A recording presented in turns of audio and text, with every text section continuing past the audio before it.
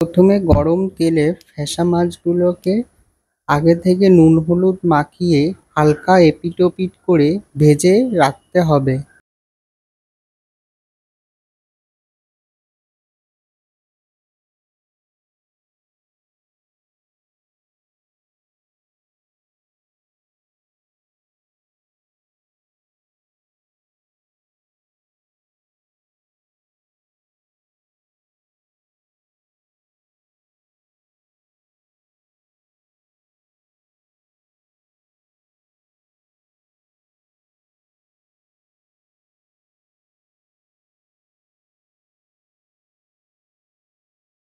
এবার ওই তেলে 1 টেবিল চামচ কালো জিরে ফোড়ন দিয়ে তাতে 2 টেবিল চামচ পেঁয়াজ কুচি দিয়ে একটু হালকা নাড়তে হবে যতক্ষণ না বাদামি হয়।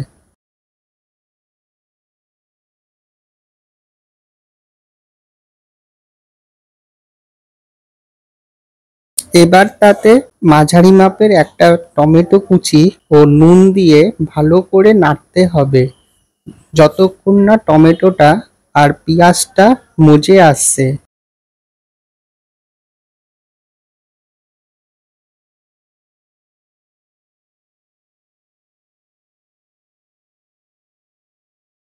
এবার তাতে সামান্য জল দিয়ে আবারও একটু কষতে হবে।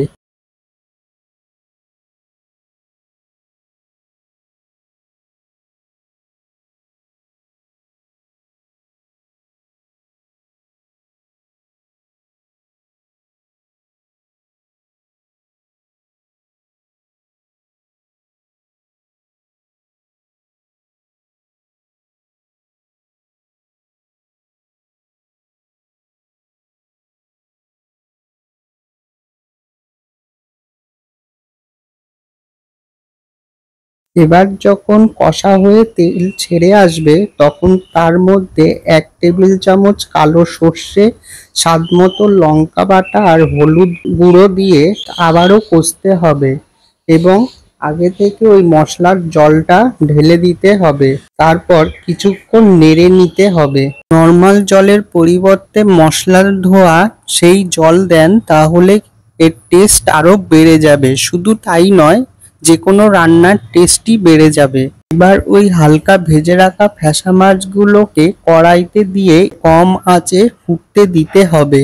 যখন ফুটে আসবে তখন একটু ঢাকা দিয়ে ফুটতে দিলে ভালো টেস্ট পাওয়া যাবে, কারণ ঢাকা দিলে পুরো তেলটা কড়াইয়ের মধ্যেই থাকে। আর যদি আপনি বা আপনারা ঢাকা তুলে ফোটান তাহলে সব তেল উড়ে যাবে। এবার ঢাকা তুলে গ্যাস অফ করে সার্ভিং ট্রেতে রেখে গরম গরম ভাতের সাথে পরিবেশন করুন ফ্যাসা মাছের সর্ষে ঝাল।